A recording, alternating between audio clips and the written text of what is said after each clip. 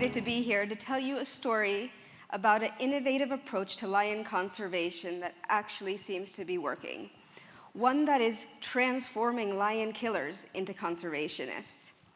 I remember about 10 years ago, I was in a dusty town in southern Tanzania, very close to Mount Kilimanjaro, and I met a Maasai warrior named Mitirenanga. That was the name he was given after he killed his first lion. And I remember the day that I met him, he had just been released from jail for killing his 8th lion. And he was so angry at the government for arresting him. He said he didn't understand why he was arrested because he was just protecting his favorite cow. That is a story that I hear often working in communities in Maasai land. In the last 20 years, lions have declined by more than 40% throughout Africa. The most recent estimate is that there are less than 20,000 lions left on the continent, with more than half of what's remaining actually found in East Africa. So that's why we focus our work there. The problem with lions is simple. People are killing them. And our core challenge is, how do we get people to stop killing lions? How do we achieve this behavior change?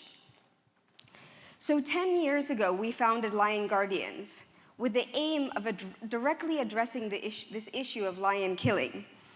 And when I first moved to southern Kenya around the Amboseli ecosystem, I remember there was just numerous lions being killed. I actually remember picking up dead carcasses of lions more than actually seeing living lions. And that really disturbed me. And I thought at that point, we really needed an entrepreneurial solution that was developed with the local communities and based on their cultural values.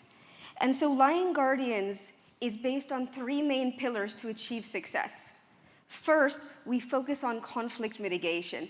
If we can prevent lions from eating people's livestock, there would be less chance that they would retaliate and kill lions. Secondly, if we can engage warriors and their traditional knowledge of the environment around lion monitoring, they would get a greater sense of ownership over the lions. And also, we would get better ecological data on lion populations. And finally, by recruiting past lion killers, they're able to use their influence and prestige in their communities to prevent lions from being hunted. And I want to play a very brief video from Mitirenanga, the warrior I talked about at the first slide. He became a lion guardian a year after I met him in that town.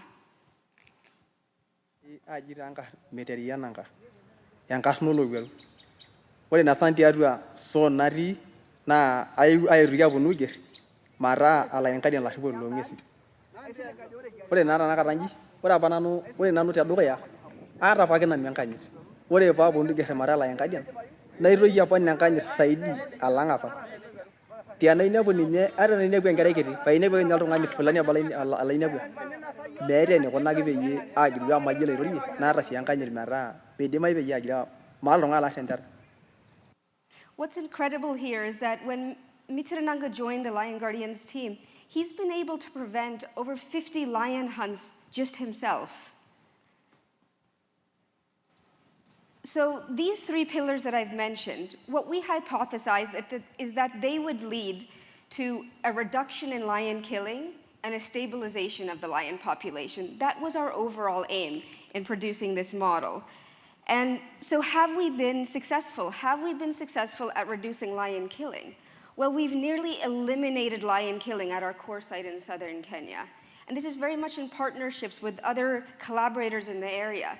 But we've had similar results in the expansion sites where we work with partners in Tanzania. So it really seems to be working at reducing lion killing. In terms of stabilizing the lion population, well, I think we exceeded our expectations, and we've more than tripled the lion population in southern Kenya at our core site. Well, what's very meaningful here is that this is one of the only places in all of Africa where the lion population is actually increasing in community lands outside protected areas.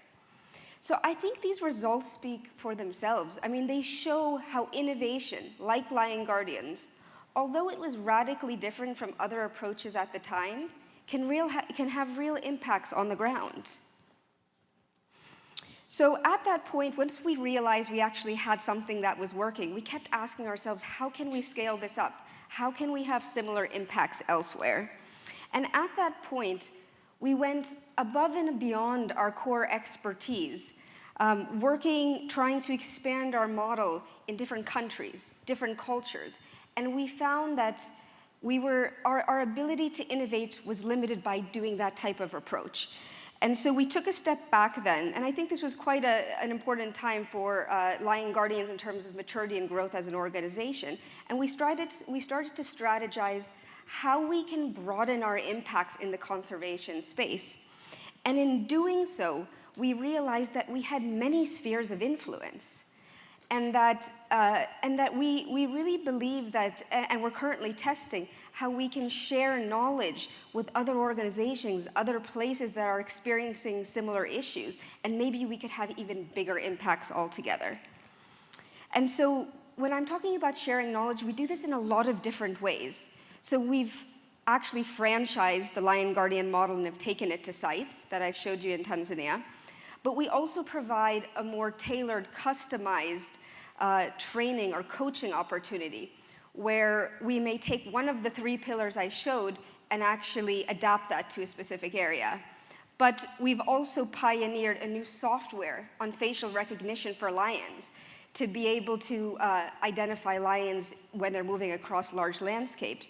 And we're also collaborating with a lot of conservation groups across Africa, trying to share ideas and best practices so we can have bigger impacts altogether. So, I would say as Lion Guardians, we are very hopeful about the future of people and lions coexisting.